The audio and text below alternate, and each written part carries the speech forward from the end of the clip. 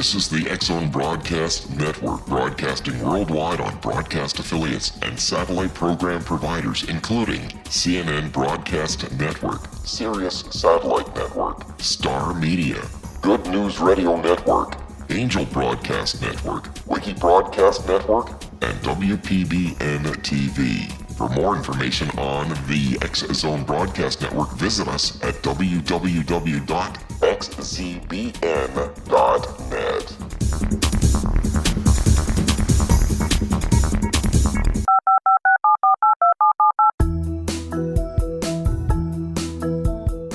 Did you know that when you're on the road with limited data or Wi-Fi, you can still listen to the X-Zone Radio Show with Rob McConnell, The Science of Magic with Gwilda Wiyaka, X-1, Dimension X, Space Patrol, and every minute of the X-Zone Broadcast Network by calling 213-401-0080, courtesy of Audio Now. No smartphone, app, or internet needed. It saves your data plan and it's free if you have unlimited minutes. Call 213-401-0080 to listen on any phone, anytime, anywhere. Remember, 213-401-0080 for the best of the paranormal, parapsychology, and sci-fi radio programming anywhere, 24/7, 365. And welcome to the X-Zone, everyone. My name is Rob McConnell, and for the next 4 hours, I'm your host and your guide as together we cross the time-space continuum to this place that I call the X-Zone. It's a place where people dare to believe and dare to be heard. It's a place where fact is fiction, and in most cases, fiction is reality. The X-Zone comes to you Monday through Friday from 10 p.m. Eastern until 2 a.m. Eastern on the Talkstar Radio Network, X-Zone Broadcast Network, UK High Definition Radio, Euro High Definition Radio, Star Cable, X-Zone TV, and our growing family of broadcast affiliates and networks right across Canada.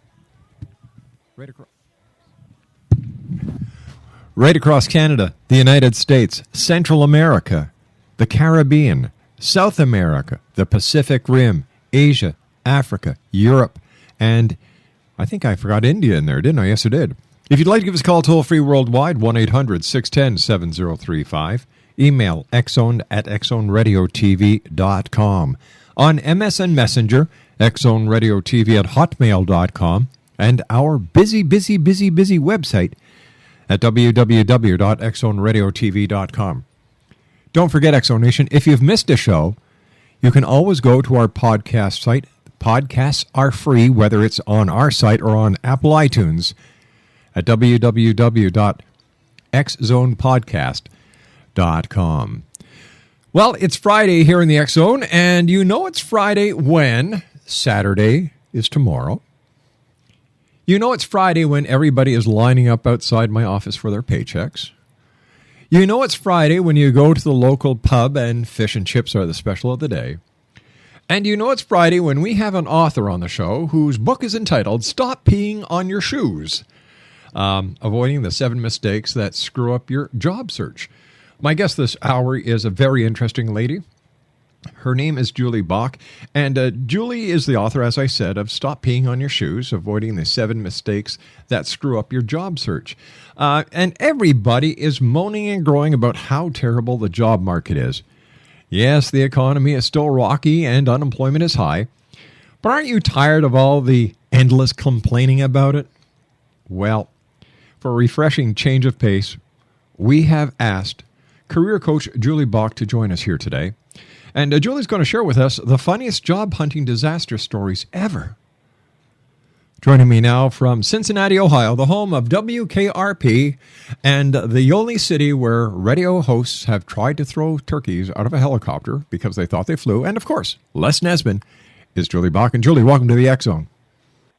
That might be the most creative introduction I've ever gotten. Well, you know what? We believe here in the X-Zone that we're here for a good time, not for a long time. So the object of this entire show, and it has been for 20 years, is to help one person each and every broadcast. In order to do that... I'm up for it. Let's do it. Yeah. So let's see. Where did you ever come up with the title of your book, Stop Peeing on Your Shoes, Avoiding the 7 Mistakes That Screw Up Your Job Search?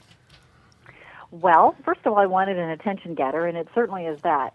But mostly it comes from working for 12 years as a career coach and seeing people make mistakes over and over and over again. And the problem with making mistakes in your job search is we typically make them early. We make them early, we make them often. We get the word that our services are no longer required. We're handed the empty cardboard box, and then we get on the phone and start calling everyone we know well before we're prepared to talk to anyone. And we are making mistakes one after the other with people who could be our most valuable networking contacts moving forward. Julie, you and I have to take a commercial break. We'll be back in 2 minutes. X-Zone Nation, Julie Bauke is our very special guest. www.congruitycareer.com. My name's Rob McConnell. This is the X-Zone. Julie and I return on the other side of this 2-minute break. Don't go away.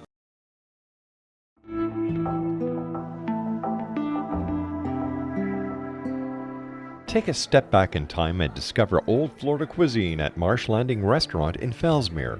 Enjoy delicacies such as frog legs, gator tail, catfish, and swamp cabbage, or enjoy the more traditional cuisine like hand-cut Angus steaks, ribs, and seafood. Join us for breakfast with a southern flair featuring sweet potato pancakes, biscuits and gravy, and much more. Planning a party? Marsh Landing's private dining room can accommodate groups from 8 to 80 people. While you're visiting, enjoy the historic pictures, artifacts, and stories that line the walls. Marsh Landing is truly a unique experience. Marsh Landing Restaurant, 44 North Broadway in historic Fellsmere, or visit marshlandingrestaurant.com. Marsh Landing, old Florida cuisine at its best.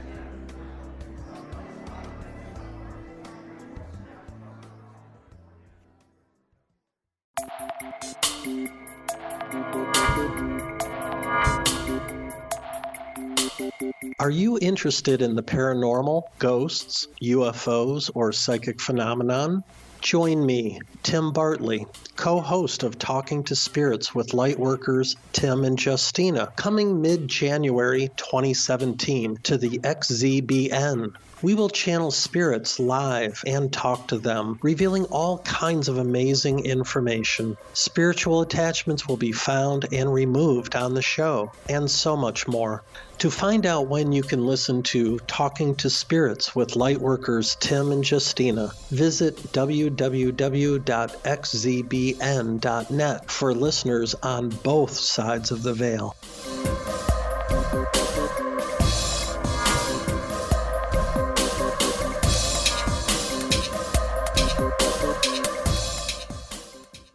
X-Zone Nation, Julie Bauke is our special guest. She's the author of Stop Peeing on Your Shoes, Avoiding the 7 Mistakes That Screw Up Your Job Search.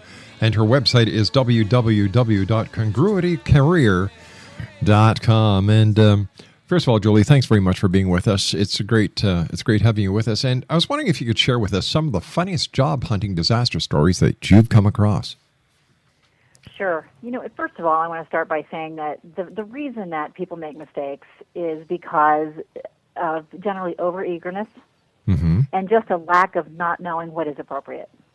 And so what I've seen is that the mistakes that we're going to talk about and the things that are made by really smart people who are generally very good at what they do professionally, and are generally well regarded, but they've been thrown into a situation where they don't know what to do. And so that's where, as we say, the hilarity ensues. And not, in a lot of cases, we can look back and laugh on it, but generally it's from not knowing. So anything from, I will tell you that with the title of my book, Stop Peeing on Your Shoes, when that started to get out there, I actually got a call from a recruiter in a major city who said, "You're not going to believe this." She said, "We just had someone in here today we were interviewing. She actually peed on her chair." Oh, my gosh. Yeah. And I said, "You've got to be kidding." That is not funny. It's sad but funny at the same time. And she said the poor young lady was so nervous about interviewing that she was just distraught and nervous with interviewing, and she actually peed on their chair. So it's an extremely difficult time, and there's a lot of anxiety tied up in search.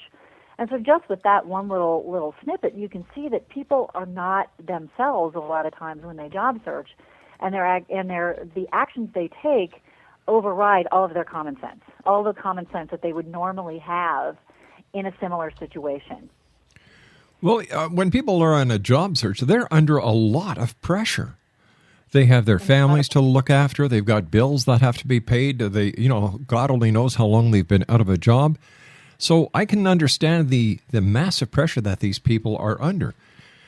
As a career counselor or a career expert, how do you train people or consult people on how to apply for a job so that this pressure is alleviated from them and the interviewer can really get to know the great person that is sitting in front of them? The first thing that any good job search starts with is a plan. And part of that plan is a very firm grounding in who you are and what you have to offer. And and this is unfortunately what a lot of people skip.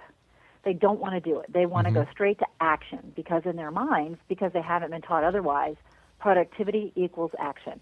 And so unfortunately it's the wrong productivity. So what we do is, what a really good job search starts with and what we do with our clients is we bring them back and say, okay, before we do anything, before you talk to one other person outside of me and your four walls, let's get very clear on who you are and what you have to offer, and let's get firm and anchored in what your value is in the market. It is amazing when people start from that perspective, start from really understanding who they are first, how it builds their confidence and their self-awareness for every conversation they have, not just an interview, but every networking meeting they have. So that's one big way. What are some of the other tricks of the trade that you can share with us? Yeah. Once you're confident on that level, you really have to, and a lot of this, anything we are well prepared for, we normally do better in, whether it's a presentation or an interview. So practice. Sit down with your most ardent critic, someone who you know will tell you when you're screwing up, and practice your answers to some of the most common questions that you know you're going to be asked. Things like, tell me about yourself. Things like, tell me about your strengths and weaknesses. Why should we hire you? Why did you leave your last job? Those in my book I call the interviewing kind of the gimme questions. You know you're going to be asked. I see so many people who spend their energy hoping that those aren't asked when they could be spending that energy practicing their answers. And so prepare for the things you can, but don't go overboard. There are so many books out there, like the 50,000 interview questions you must know, that people go in and they start trying to memorize hundreds of answers to hundreds of questions. That doesn't work because first of all, you can't. Second of all, the minute you do, the interviewer is going to ask you that 50,001st question, and you just fall apart. So the preparation is about some basic questions, but it's also about getting very clear on telling your story. Cannot tell you how many times I hear that the interviewer is saying, well, I see here that you did blah, blah, blah. And the interviewer goes, oh, does it say that? And they're trying to look they're trying to look across the table at the resume going, where does it say that? And you think, oh my heavens, did someone write this resume for you? Did you not prepare, or is it really untrue? It's like shooting yourself in the foot. We could be on here for the entire 4 hours of your show talking about the mistakes that people make that are really, really very easy, very common. Things like, and this is especially true of the younger generation, technology etiquette. Oh. Hey, leave the cell phone in the car. Oh, yes, please. Don't put it on vibrate. I will tell you, here's the story of an MBA student who should have known better. Mid to late 20s, had a great internship during the summer. Was really ready to rock and roll, get a job offer. Really, things went really, really well. Well, he was invited out to lunch with his boss, the guy who supervised him all summer, and then the director of the firm. And they went out to lunch at a nice restaurant. Not only did they were going to, it was sort of a congratulatory lunch, plus an offer. A job offer was to come at the end of the lunch. He showed up, A, dressed inappropriately, B, texted throughout the lunch. Oh. Yeah, and the company decided not to make an offer. They called the advisor at the MBA school and told her what happened. And she went to him and said, here's why you're not getting the offer. He was actually surprised to find out that you cannot text during an interview. And, you and I think, oh, that can't be. You have to make that up. No. I mean, there's a lot of common sense that people just don't seem to be able to grasp. And a lot of it's common courtesy and etiquette and manners, but some of it is just stuff you just don't do in a job search. Whatever happened to good old common sense? It's gone. Why? What happened? Did common sense leave when the texting world began? That's part of it. That certainly is part of it. And I have a freshman in college son, and I tell him all the time, you can't respond, behave, act as if you're talking to someone your age. You've got to realize that when you're interviewing, whether it's for admittance to a college or for an internship, you're interviewing with somebody who's probably close to my age, and so you have to ask yourself, what would my mom want me to do? You know, how would I behave with my mom or her friends, and then behave accordingly? When you're running the world, you guys can text all you want, but we're not there yet. And so you really have to understand what's the perspective from the other side of the desk is so important. Explanation, Julie Bauke is my guest. We're talking about her book, and every time I go to say the title of her book, I start laughing inside because it is an attention grabber, and it certainly does get the message across. Stop peeing on your shoes, avoiding 7 mistakes that screw up your job search. Her website is www.congruitycareer.com. Julie, you talk about drive your career. What does that mean? Well, I always say you can either drive or sit in the passenger seat and hope you end up someplace you like. I'm a driver. Good. Well, here's my 2 questions for you. Are you driving your career? Here's the 2 questions. Okay. The first one is, are you one step ahead of yourself? In other words, do you know what your next step is? Definitely. Wherever you are, and are you actively taking steps to get there? Not every day, because that's not possible, but are you actively connecting to resources and opportunities that get you closer? Definitely. And the second question is, you are driving your career when you're not afraid of answering. You're not afraid of the question, what would you do if it all went away tomorrow? And by it, I mean where you are today. If they said to you on Monday, Rob, it's been fun, but we're replacing you with someone younger, smarter, better looking. I know that's simply rhetorical. No, it's not. You know that actually did happen to me. Did it? When? How long ago? Okay, I'll tell you a little story. Going back to, let me see, 2001, just before I started Relmar with my wife. I was at a major market station in Ontario. I was the executive producer, and a new program director came in. And the new program director decided, well, if I go to the career colleges and hire all the graduates who are about 20-something, I could pay them about $20,000. It's a win-win situation for me. 40 of us were fired the same day. Oh, no. Within 2 weeks, I was back working. I said, okay, thanks. The funny part was I was back working in the same company that let me go in a different role, but I was still doing the show. And all I did was, I had all my letters of reference. I had all the congratulations that I had ever since being in radio. I amassed a portfolio. So, fine, you don't want me here with my experience, my expertise. I know that I am a sought-after commodity. Yep. I just prepared for that day from day one. Yep, that's right. You have to be. The problem is, that people don't think that way. They would rather bury their heads and hope it doesn't happen.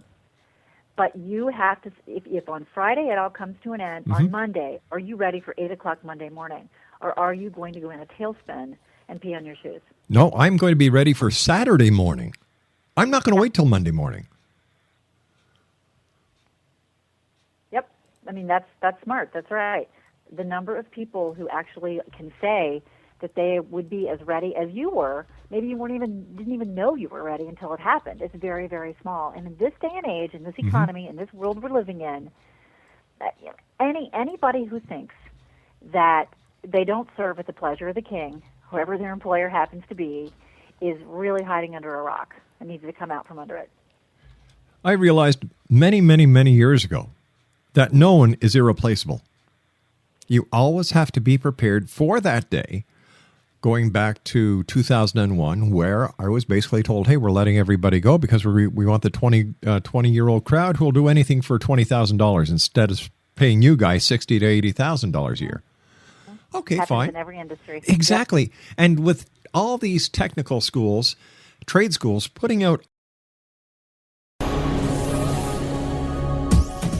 This is the X-Zone Broadcast Network, broadcasting worldwide on broadcast affiliates and satellite program providers, including CNN Broadcast Network, Sirius Satellite Network, Star Media, Good News Radio Network, Angel Broadcast Network, Wiki Broadcast Network, and WPBN TV. For more information on the X-Zone Broadcast Network, visit us at www.xzbn.net.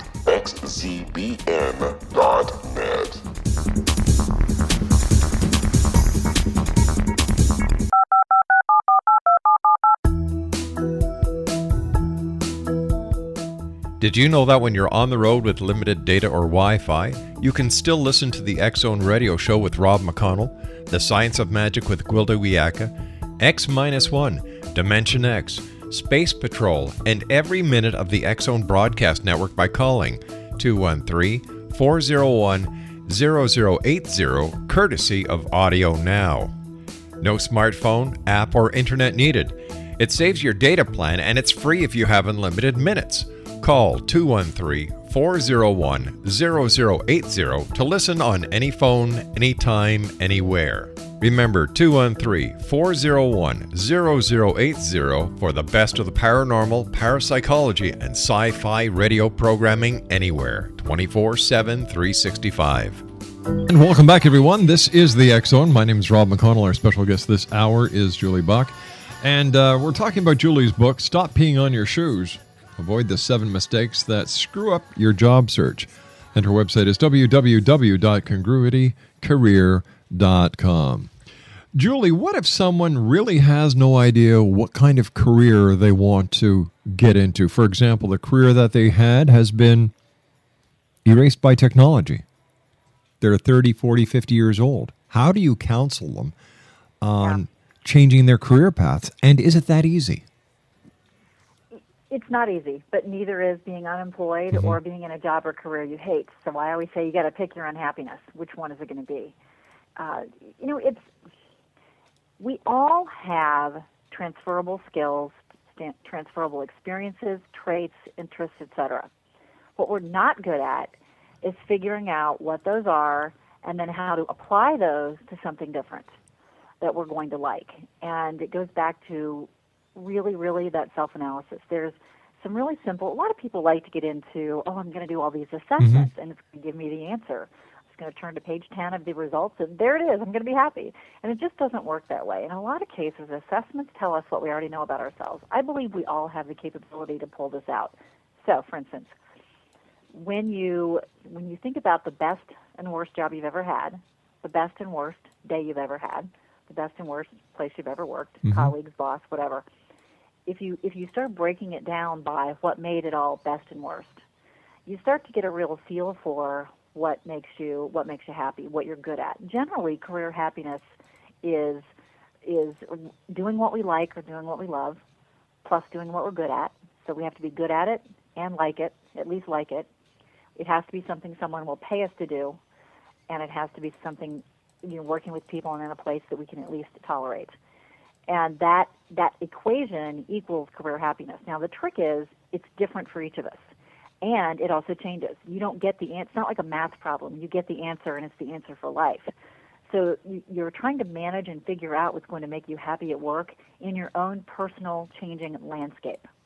So there's all these moving pieces, and one of the best exercises anyone can go through is to step back and figure out what has worked well for them, what have they liked, what are the days when they come home and say, I have the best job in the world? What did I get to do today that made me say that? The other side of that coin is, what are the days when I say, it's the worst job I've ever had, and I just want to lay on the couch and pull the blanket over my head and never go back? And you have to sit back and almost be so analytical. Take a scalpel and dissect those days or those hours and figure out, was it that you got to work with certain types of people, you got to do certain types of things, you got to avoid certain other things? It's a real simple, what do you want to do more of, less of, and never again? And I believe what you do is when you go through exercises like that, and that's what we walk people through, you come out with a profile of happiness. And then it's a matter of taking that and then getting out there and exploring through gathering information, connecting with resources, developing new resources, contacts, networks, etc., to figure out where somebody with that career happiness profile would be valued. And then you take and attach job titles and, what do they call that in this industry or that industry, and how am I going to pull all this together in a way that I can get paid for it? It is a process, but it's a very gray process. It's not.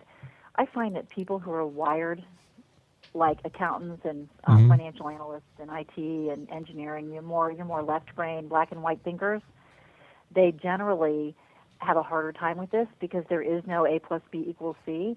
It's A plus B equals C, then back to A, then out to G, and back to B. And it's this really squishy process, which is why having a coach, in a lot of ways, it can be very valuable. How hard is it for someone who spent 20, 30 years, let's say, on an assembly line somewhere? They find themselves out of a job. They feel that all they know is the job that they've been doing for the last 20, 30 years. Is there a lot of psychological work that has to be done on a person who has done this for 20, 30 years? They find themselves unemployed. Do they need time to grieve, or do they have to get right back into the mix and get it done? If possible, I'm a big fan of, as I say, clearing out your mental attic. And you can also clear out the physical attic as well. To really, until you get distance from what you've done, it's really hard to see yourself doing something else. Yes, if you've done one thing for 20 or 30 years, all of your value, what you've done is you've aligned yourself with your employer instead of your skills.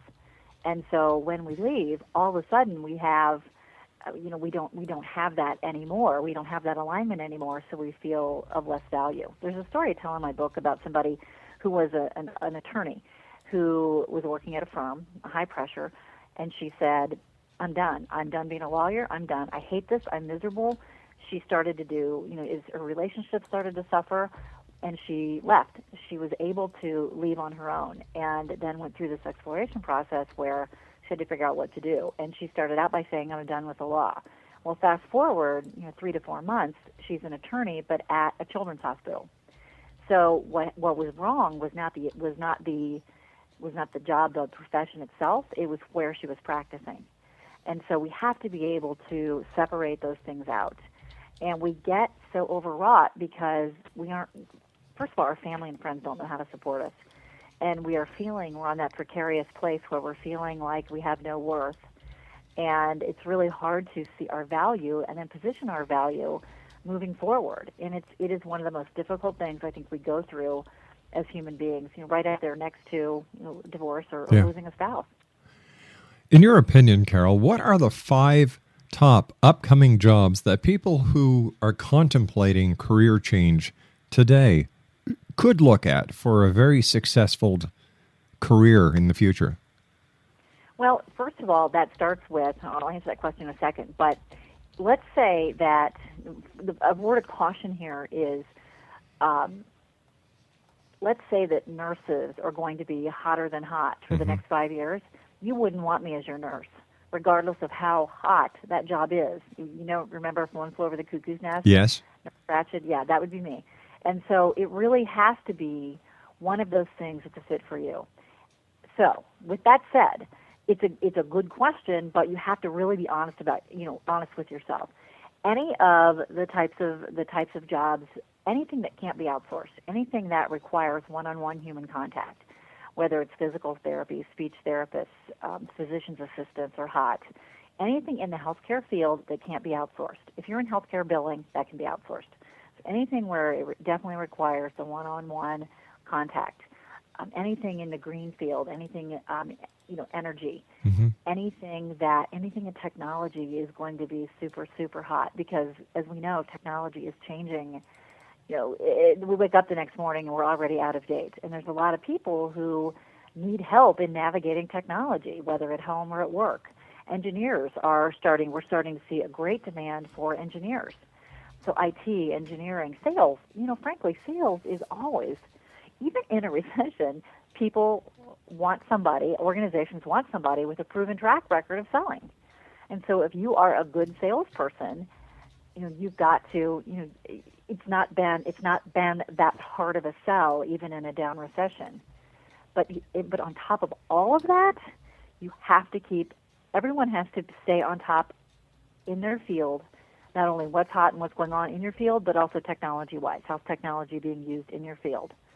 That's one of the problems with a lot of job seekers today, is that people of a certain age and up have gotten way behind on the technology curve, and they're coming across as not so up to date because of their lack of technology skills, which in a lot of cases, from a hiring manager's perspective, can equal lack of creative ideas and lack of having kept up to date in your field as well. So regardless of where you are, and those are some of the areas where we're still seeing some growth, you have to be, even if you're in one of the hottest fields, you still have to be a leader in your field from a technology and best practices standpoint. The television is filled with commercials for career colleges these days. I've never seen so many of these commercials in all my life. Is there a difference between a career college and an academic college when it comes to choosing your career? You know, from what I understand, a lot of the career colleges are for-profit colleges. And, you know, I may be speaking out of turn here because this is not something I'm super knowledgeable about. But whether you are in a for-profit college or a traditional university or environment, the most important thing to understand is that the people that work at those places are not there to do it for you. Career management and finding a job is not a have it done for you proposition. So if you go to a career college, a for-profit, if you go to a traditional academic university, academic school, buyer beware. Be very careful. You need to know why you're doing it, and you need to have a plan to get there. If you say, oh, this looks good, the commercial said that massage therapy or probation officers are in high demand or office managers are in high demand, don't take that as fact. You have to do the research and understand who's hiring. And a lot of organizations will tell you, 60%, 80% of our graduates have jobs before they graduate. And that's all dressing. It's frosting on the cupcake. And I also apply that same thought to a traditional university because they are measured by how many of their graduates have jobs when they graduate. And from where I sit, it's not about a job, it's about the right job. And nobody cares more about the right job than you do.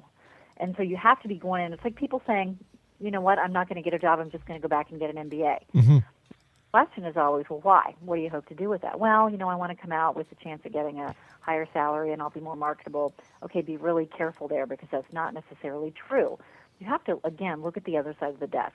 Who's telling you that and why are they telling you that? And then how are you being too eager to believe something that may not be right for you? As a career counselor, career expert, have you ever had somebody sit in front of you that after listening to them for a period of time say, have you ever thought of becoming an entrepreneur? Absolutely. Oh, yeah. It's yes. First of all, it's a mind shift. And I will tell you that when I decided to go out on my own, at noon one day I said, I don't ever want to work for myself. And at 2 o'clock I said, I think I want to work for myself.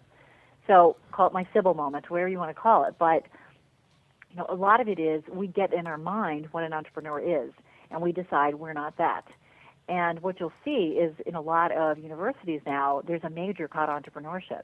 Now, when I was 18 or 19, 21, 22, I think if anybody my age back then would have said, I want to own my own business, people would have said, who do you think you are? Yep. It's a different world today. And you can do these things on your terms. If you look at what the internet, what technology has done for entrepreneurial options, an 18, 19-year-old can become wealthy with their own business. And we've seen this happen. We've seen it. We have it. Anybody can do it. And so, yeah, it's just you have to surround yourself with the right people. You have to know what you don't know. And some people, frankly, are better wired for working for themselves. They don't do well inside of a corporate structure. But there's a lot of fear. There's a lot of sometimes self-imposed barriers and sometimes real barriers that keep people from taking that on. So, yeah, absolutely. Sometimes it's hardest to convince their spouse, though. They may be sold on it, but say, I don't have the support at home. And that's to be considered as well.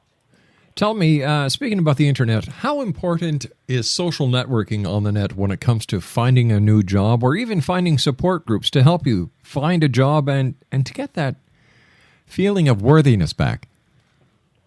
You have to use it wisely. Think about it this way, the big three: Twitter, Facebook, LinkedIn. In my opinion, you absolutely must be on LinkedIn. No doubt about it.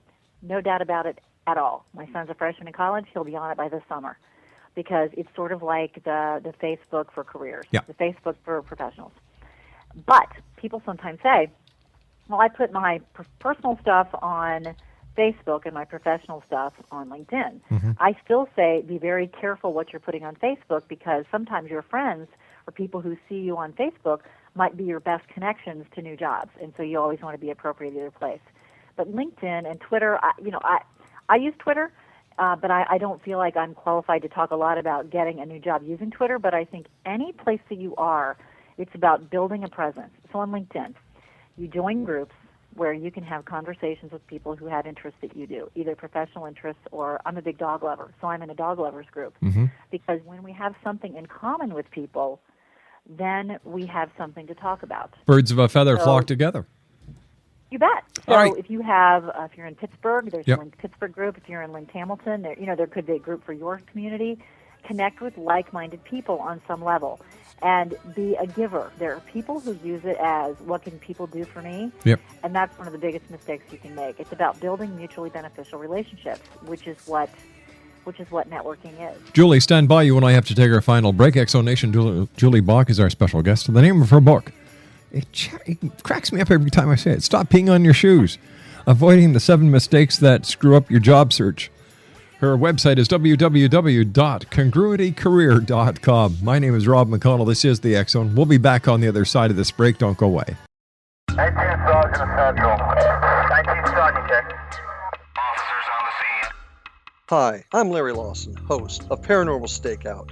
With over 36 years in law enforcement, I have learned a few things. The most important is the proper gathering and preservation of evidence is vital to putting the bad guy behind bars. It's no different in the world of paranormal investigation. Whether it's the search for the afterlife, cryptozoology, UFOs, and extraterrestrials, how we gather the evidence, preserve that evidence, and present it to a jury of our peers will make the ultimate difference in proving the existence of worlds and entities that are beyond our imagination. Join me, Larry Lawson, every week on Paranormal Stakeout when, along with my guests, we'll take a journey to prove with indisputable evidence what man has struggled to believe for centuries. Go to xzbn.net for the broadcast schedule and check me out at paranormalstakeout.com.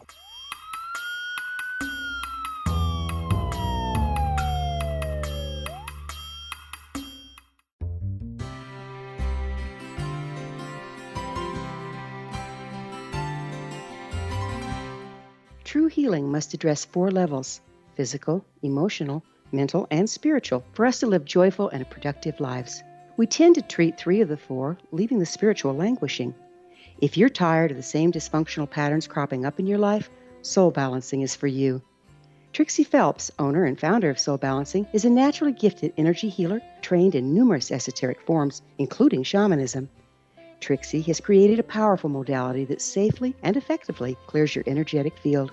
A soul balancing session can remove interference, heal trauma, and restore your hope. Contact Trixie for a life-changing long-distance session today, www.soulbalancing.world.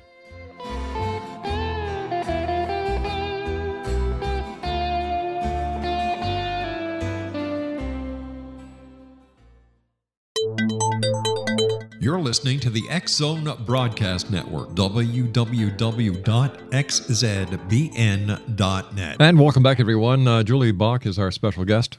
She is the author, and she's quite an interesting lady to speak to. I highly suggest that if you know anyone who is unemployed, or if you're anticipating on being unemployed and you want to have the knowledge that it will take to get you back into the workforce as fast as you can get there, the name of her book is Stop Peeing on Your Shoes, Avoiding the 7 Mistakes That Screw Up Your Job Search. Her website is www.congruitycareer.com. Julie, great having you with us here in the X Zone. What are your final thoughts and your final message to the members of the X Zone Nation? You know, one of the most important things you can do for your own career happiness is to get very, very clear on who you are and what will make you happy, and then connect to others who can help you get there. A wise person once said to me, waiting until you get laid off or fired to do your career planning is like waiting until you go bankrupt to do your financial planning.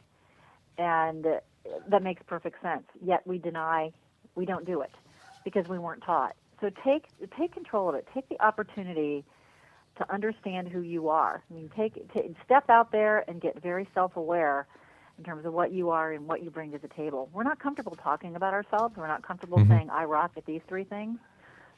And that, I think, is one of the biggest things that holds us back. Once you understand who you are, what you have to offer, and you get practice saying it, you'll be amazed, really, at what opportunities pop up in your path. So I guess we have to start having self-confidence in ourselves. And you know what? I think this would be a great subject to teach in schools. We need to teach the kids this at an early age so that they can actually prepare, focus, and get ready for what may ever happen in their futures. Gosh, it's so true. In fact, I have a colleague that she's an image consultant, and we put together a program for high school and college students. Fantastic. That's like all I do, plus like etiquette and image and some of those sort of things. So, do we have time to end with a funny story? Sure, we've got about a minute and a half. All right, perfect. It's in my book, but this actually happened. Job seeker. It was a group of job seekers meeting, and I was present. And the person said, someone asked the person, have you had any luck getting a hold of Jane Doe at the XYZ company? And the job seeker said, no, I've reached out to her twice. I called once, I've done a couple emails. The person said, what are you going to do next? And she said, well, I looked up her address in the phone book, and I thought I'd stop by on my way home today. So this job seeker was actually going to stop by the HR manager's home to follow up on her application. Is that a good idea or a bad idea? What do you think? I think it's a pretty bad idea. I'm saying restraining order. Yeah. What's going to happen next, you know? But here, we're so eager, we don't know what to do, that we do things that are not in our best interest. Luckily, we were able to stop her. Thank God. Julie, I want to thank you ever so much for joining us. To you and yours, have a happy weekend, continued success, and I look forward to the next time you and I meet here in the X Zone. Thanks, Rob. Take care now. X Zone Nation, Bye-bye. Julie Bauke has been our guest of this hour, www.congruitiescareer.com. She's the author of, are you ready for this? And I'm going to chuckle one more time. Stop peeing on your shoes. Avoiding the 7 mistakes that screw up your job search. My name's Rob McConnell. This is the X Zone. I'll be back on the other side of the news at 6.5 minutes past as we continue from our studios in beautiful Hamilton, Ontario, Canada. Don't go away. We'll be back.